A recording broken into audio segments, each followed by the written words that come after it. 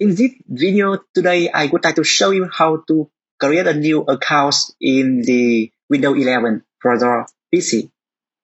Okay, so let's go ahead to click on Start button and then click on Setting. Click on the Accounts option in the Setting window.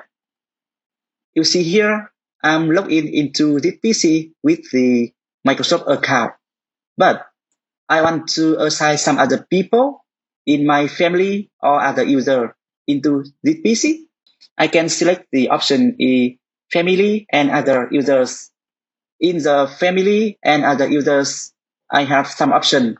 Your family, sign in with a Microsoft account, or other users. Let's click on add someone else to this PC. It will open up the Microsoft account. In case if you don't have the information for the Microsoft account, you can click on I don't have this person sign in information. It will direct you to the create account window. You see here we have three options. Your phone number in this, get a new email address, add a user without a Microsoft account. I will use the third option to create a new account without Microsoft account. And here I will provide the username.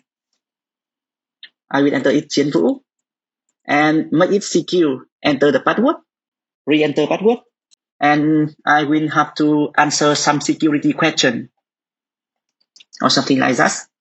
Click on next button, and you see the Chiến Vũ local account has been created. And then you can click on start button and click on the icon of current account.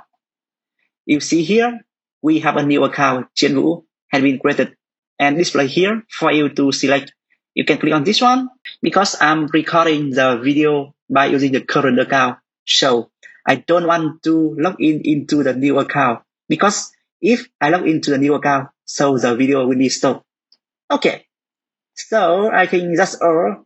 After you see this video, you know how to create a new account for the Windows 11. I hope this video will be helpful for you. Bye bye.